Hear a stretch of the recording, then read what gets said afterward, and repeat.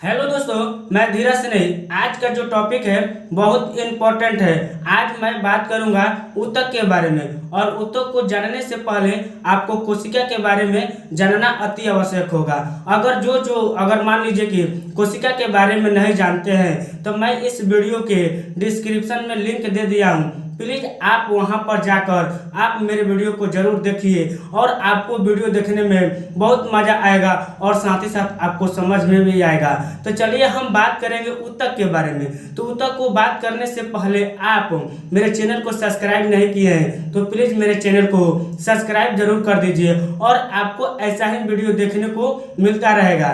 तो चलिए बात करते हैं ऊतक। ऊतक किसे कहते हैं? समान उत्पत्ति और समान कार्य को संपादित करने वाले कोशिकाओं के समूह को क्या कहते हैं? ऊतक कहते हैं। या दूसरे भाषा में कह सकते हैं कि एक सी रचना और एक सी कार्य करने वाले कोशिकाओं के समूह को क्या कहते हैं? ऊतक कहते हैं। ये जो ऊतक होते हैं ये दो प्रकार के होते हैं। एक होते हैं पादप ऊतक, एक होते हैं जंतु ऊतक। तो ये प्रकार के बारे में जानने से पहले इसके बारे में हम ऊतक के बारे में कुछ जान लेते हैं। ऊतक के अध्ययन को क्या कहते हैं? हिस्टोलॉजी कहते हैं। ये जो हिस्टोलॉजी है यूनानी शब्द में हिस्टोस तथा लॉजियस शब्द से मिलकर बना है, जिसका अर्थ होता है ऊतकों का अध्ययन, यानी कहें तो ऊतक का अध्ययन होता है।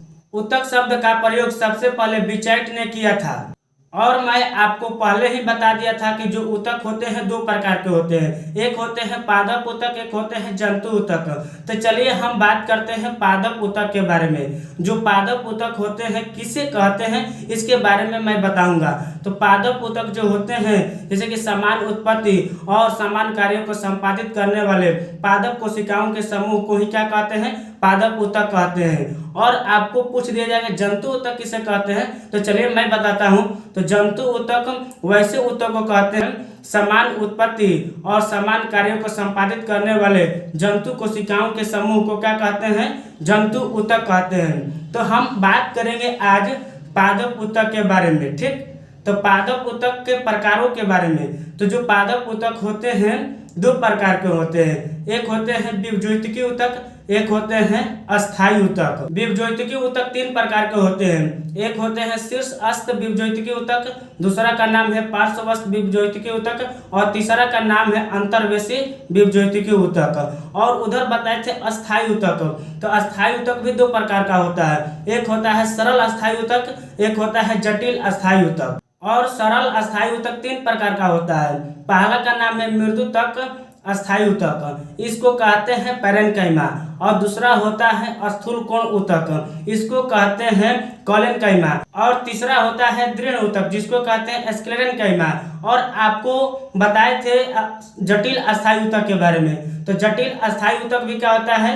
दो प्रकार का होता है। एक होता है जाइलम, एक होता है फ्लोएम। तो आपको मैं सभी प्रकारों के बारे में मैं नाम बता दिया हूँ। चलिए बात करते हैं विभज्योतिकी ऊतक के बारे में। विभज्योतिकी ऊतक जो होता है जीवित कोशिकाओं का बना होता है, और इसमें विभाजन की क्षमता होती है। और इनकी जो कोशिकाएं होती हैं छोटी होती है, अंडाकार होती है। और इसमें जो होता है केंद्रक, वो केंद्रक का होता है इनकी कोशिकाओं में बड़ा पाया जाता है। और साथ ही साथ इसमें क्या होता है? रसधानी नहीं पाया जाता है, यानी कहें तो रसधानी का अनुपस्थित होता है। और ये इतना सघन होता है तो इसमें कोई अंतरकोशिकीय स्थान नहीं होता है। और जो विभज्योतिकी ऊतक होता है, विभज्योतिकी ऊतक भी तीन प्रकार का होता है। मैंने पहले ही बता दिया था, चलिए फिर बता देता हूँ। पहला है शीर्षस्थ विभज्योतिकी ऊतक, दूसरा है पार्श्वस्थ विभज्योतिकी ऊतक, और तीसरा है अंतर्वेशी विभज्योतिकी ऊतक। तो चलिए हम बात करेंगे शीर्षस्थ विभज्योतिकी ऊतक के बारे में। जो शीर्षस्थ विभज्योतिकी ऊतक होता है ये पौधे के जड़ और तने के शीर्ष भाग में पाया जाता है, और ये क्या करता है? लंबाई में वृद्धि करता है। और साथ ही साथ यह ऊतक जो होता है प्रकाश अनुवर्तन गति और साथ ही साथ गुरुत्वानुवर्तन गति के अनुरूप में कार्य करता है। और इसमें जो विभाजन होती है प्राथमिक विभाजन की क्रिया इसमें होती है।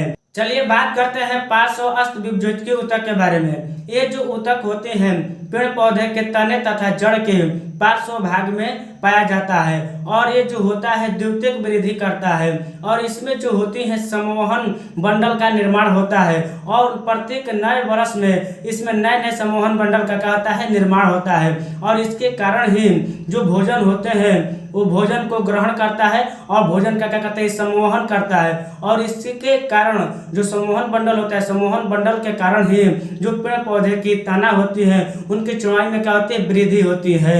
यानी कहे तो पार्श्व अस्त विभज्योतिकीय ऊतक के कारण ही क्या होते हैं इनके चौड़ाई यानी तने के चौड़ाई में क्या होते हैं वृद्धि होते हैं। चलिए बात करते हैं अंतर्वेशी विभज्योतिकीय ऊतक के बारे में। जो अंतर्वेशी विभज्योतिकीय ऊतक होता है पेड़ पौधे की पत्तियों के आधार में और साथ ही साथ ये जो होते हैं पेड़ पौधे के जो टहनी होते हैं तो टहनी के पर्व भाग के दोनों ओर ये पाए जाते हैं अंतर्वेशी विभज्योतिकीय ऊतक और ये जो होते हैं अस्थायी ऊतक के बीचों बीच में ये पाए जाते हैं। अंत में यह अस्थायी ऊतक में क्या जाते हैं परिवर्तित हो जाते हैं। तो अगर आपको मेरा वीडियो अच्छा लगा हो तो प्लीज मेरे चैनल को सब्सक्राइब जरूर कर दीजिए और साथ ही साथ आप इस वीडियो को ज्यादा से ज्यादा शेयर कीजिए।